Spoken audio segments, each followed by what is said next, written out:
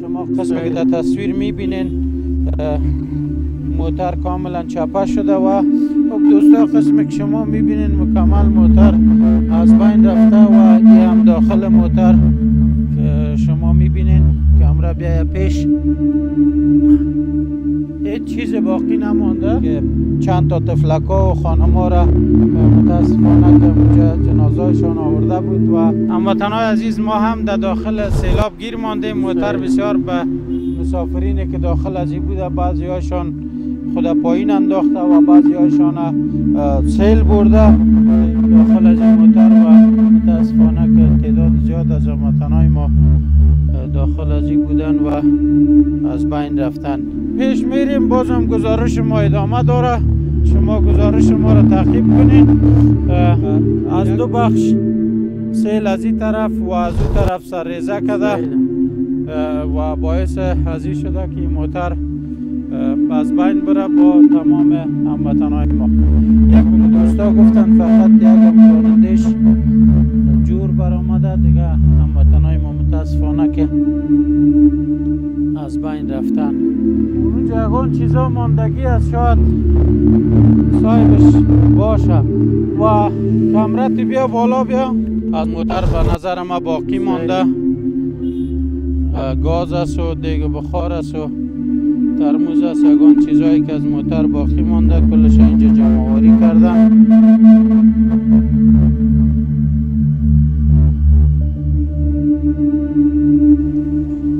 همین سیلاب دوستا سرچشمه از همین بغلای کوه یا از همین دشتا سرچشمه گرفته.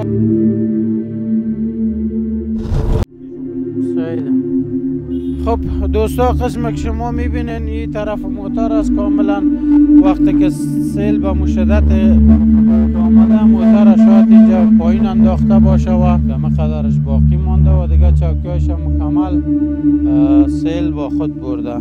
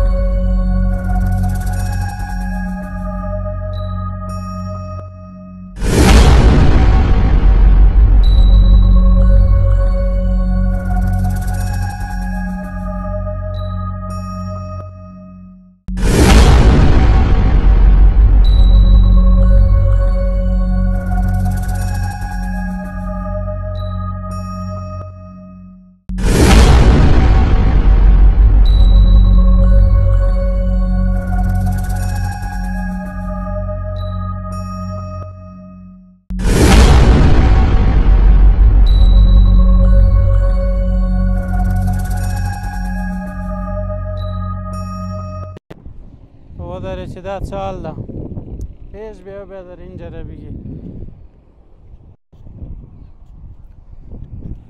خب هموطنان عزیز سلام دوباره، بازم با یک سایه دیگر رسیدیم. ده زای چه میگی؟ نوپم، لونا پم. شما میبینین که سیلاب به حد شدتش زیاد بوده. چند روز قبل که اینجا هموطنا گفتن که حتی سرک کاملا تخریب کرده، از بین برده. یک توته سرک که باقی مانده او طرف است و او طرف مکمل دیگه خامه است. شما تصویر که میبینین مکمل می قیره که بوده ضخامتش نمیفهم، شاید بیشتر از 30 سانتی باشه. تمامش سیلاب از بین برده و امی لازم سیلاب دوباره جریان.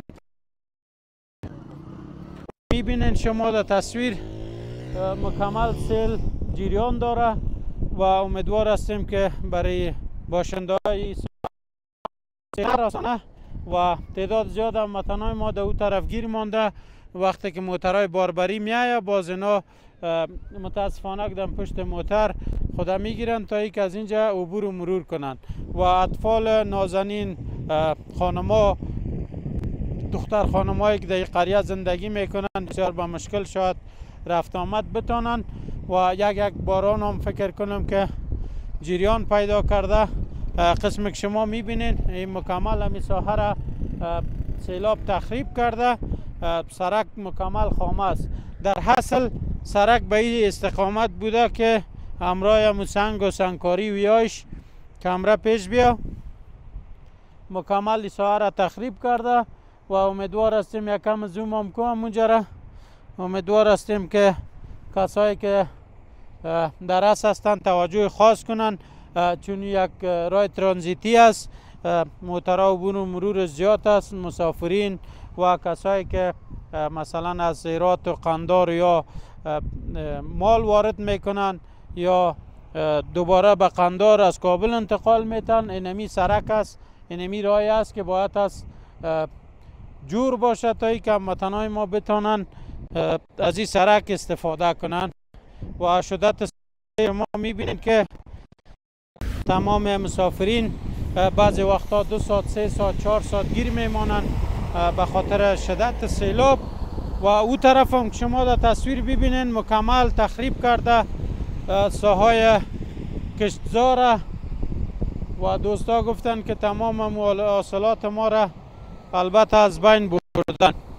همچنان این طرف که بسیار شدت سیل خطرناک به گوش میرسه، آهسته آهسته این طرف هم زیاد میشه. امیدوار هستیم که به ما آسیب نرسه و از همکاران بیاین اینجا. این طرف هم شما میبینید تا کدام ساحه شدت سیل زیاد بوده، البته حال کم شده. دوباره دوستا گفتن که زیادتر شده میره. و این موترهای کلان را که شما میبینید موترهای باربری را از همین مسیر است. امیدوار هستیم که به این سرک توجه خاص شود و کاکارم شما میبینید که در چی حالت با موترسیکل خود عبور. ماما څنګه کالی دی ګډ وډ شوی؟ بخیر رسیدین؟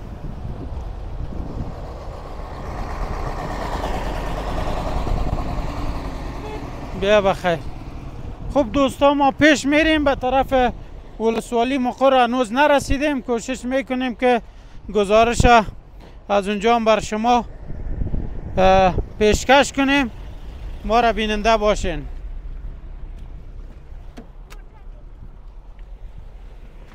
یا الله خیر فرد. هموطنان عزیز ما هم در داخل سیلاب گیر ماندیم. موتر بسیار به سختی کجا راسه بگی راسه بسیار جای خطرناک موترسیکل نفته. قسمی که شما میبینین یک سایه دیگه سیلاب است که واقعا شدتش زیاد است. و این طرف اگر تصویر بتانه این بغل بگیره، این بغل که شدتش بسیار زیاد است و ما انشالله کم مانده که از اینجا عبور کنیم بخیر. بعض جای سرک بسیار خطرناک است، باعث ریزش سرک میشه که شما در تصویر او طرف ببینین مکمل دوستا گیر ماندن و شاید هم منتظر باشن که کدام موتر بیایه. موټر ته ولاړ هستی؟ موټر ته ولاړې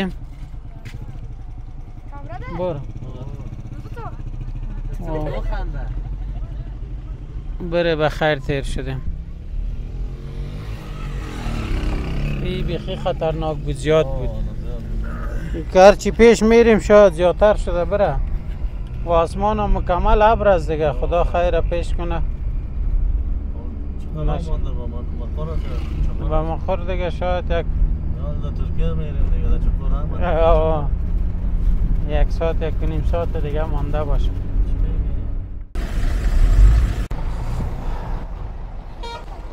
سلام دوباره هموطنان عزیز، رسیدیم به یکی از ساحه دیگه. باش که از برادر بپرسیم که این ساحه چی نام داره. ستړی مشی وروره. ساعت دیگه ده بخیر. نوم مبارک. نوم مبارک زین الله. دا ساعت څه نومیږي؟ دا کرو بازار کرو سا کرا باغ ولسوالۍ. دا سیلاب کله نه شروع ده دلته؟ دا سیلابونه دا 2 3 4 د پیرالو. ښه. ډېر سیلابونه رالو. د خلکو ته بیا څه تاوانونه یې ورسولو، کورونه یې ړنګ کړو. کوم ځای کې کورونه وړي دي؟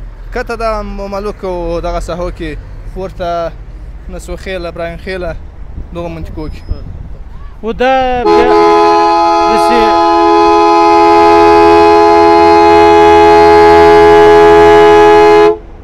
ته ودرې چې موټر جام پاتې ده لکه چې لاره بنده ده. ماما ستړی مه شې.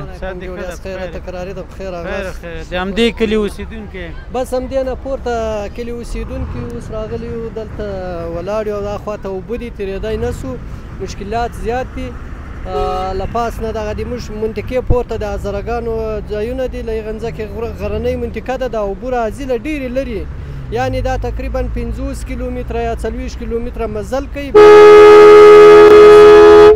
او دغه نه بیا لاندې ځي او هلته مقصد بیا تر ډېره ځایه پورې چې د ګیرو منطقه ورته وایي بله ولسوالۍ د عمل ته ځي، بس دغه بیا نو له موږ نه تېرېږي. اوس خو په دغه حالاتو کې دا دوامداره بارانونه دي، یعنې دا میاشت کېږي لا اضافه چې په دغه خلکو باندې دغه بارانونه راغلي دي. دغه ساحې ستاسې ګورئ دا ټوله منطقې ته تاوان رسېدلی. دغه ټول پټي وو، دا پټي مټي ټوله غرق شوي دي. کچالو، پیازو، لوبیاو، داسې شفتلې رشکې او داسې نور ټول شیونه، حتی د انګورو باغونه هم چپه کړي. بیا په دې منطقه کې دا اوبه راواوښتې دغه ځایونه چې تاسې ګورئ او هلته یو بل پل د طریقه ځایه پورې دا اوبو دوامداره تګ کړی د شپې په مخه باندې. ډېر زیات کورونه یې نړولي دي.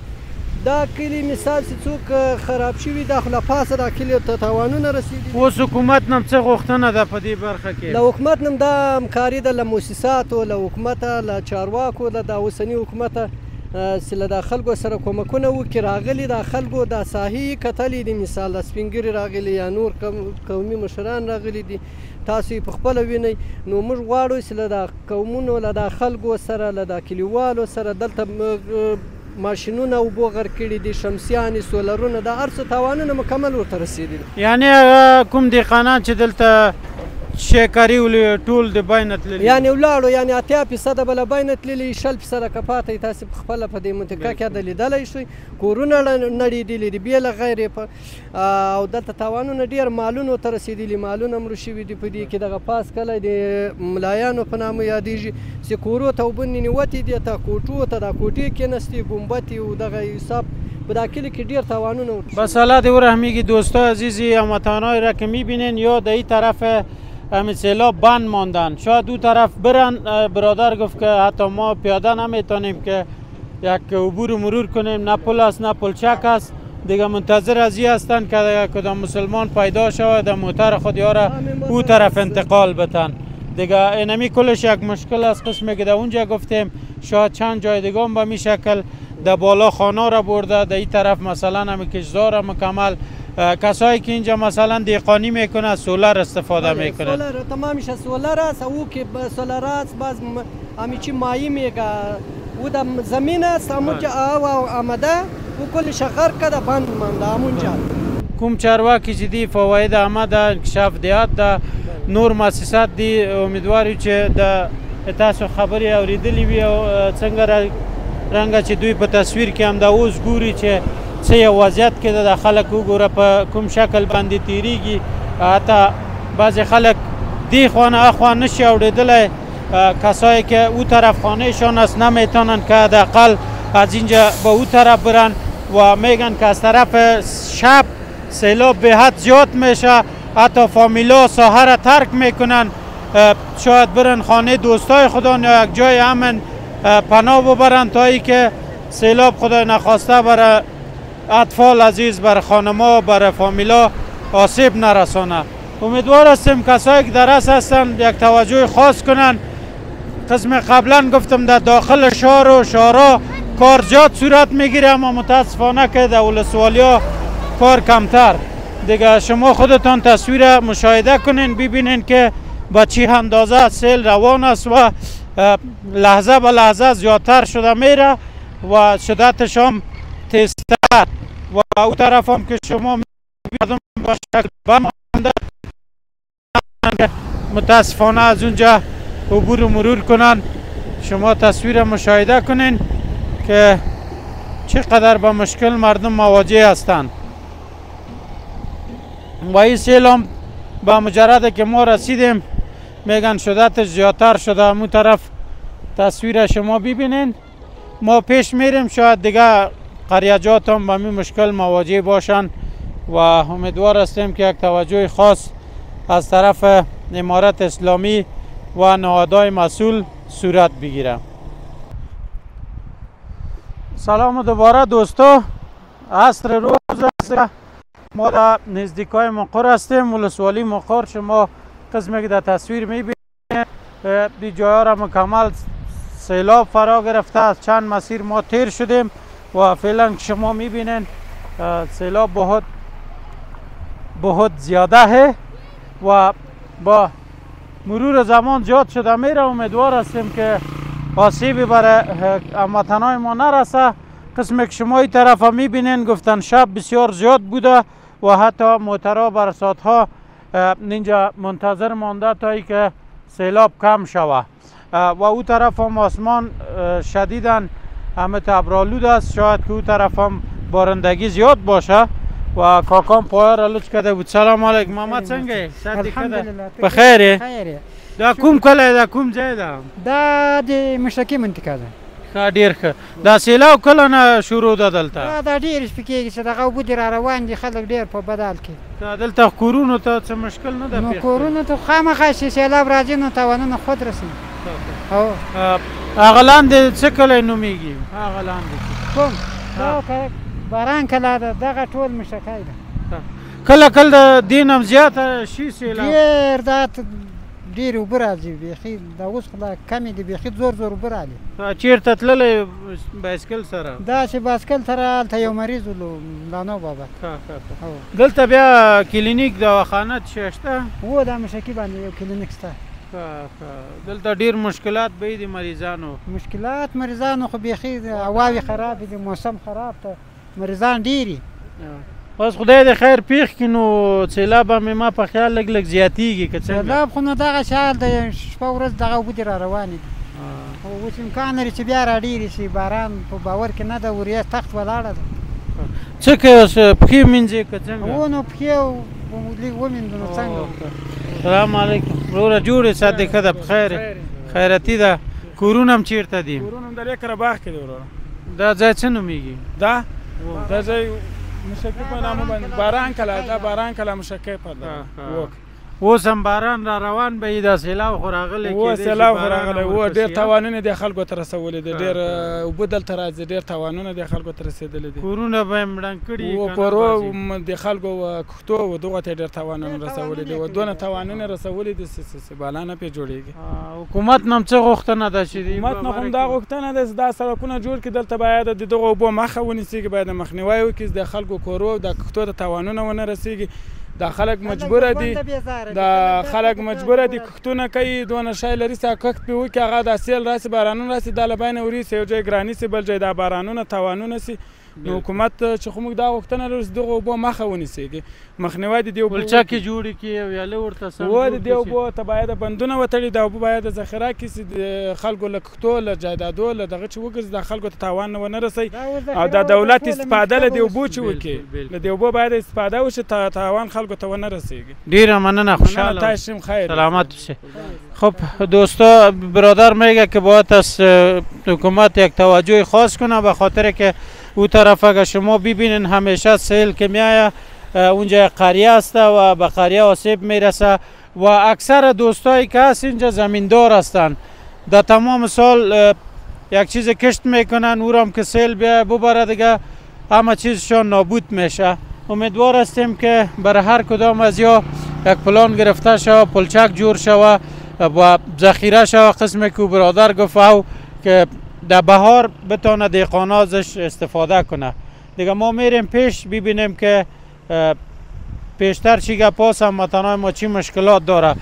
با جز کابل و داخل شهرهای بزرگ که یک کمک سهولت است در قریجات و ولسوالیا اکثرا مردم با مشکل مواجه است. امیدوار هستیم کلینیک ساخته شود مکتب باشه و شفاخانه باشه تا ای که مریضای مردم به خوبی و خوشی تداوی شود. همده سیده کنه؟ همه مردم خیلی مصیبت داره خیلی اگه کلینیک مکتب و همین چیز بندر که جور منه همین بسته ولسوالی همین آب استفاده نمونه. بالکل حالی فقط ضرر است. بالکل همین کشت و رشکه و چیز همه از بین میبره از بین برده خلاص. بله و بیا امیدوار هستیم که مشکلات حل شود و کسایی که در رأس هستند خصوصا وزارت فواید عامه انکشاف دهات که در این بخشا کار میکنن یک توجه خاص کنن. ما من حیث یک رسانه فقط صدای هموطنای ما که در جای باشه میرسانیم تا ای که به مشکلات مردم رسیدگی شود. مننم کاکا خدای پامان. سلام علیکم. سلامت اوسئ.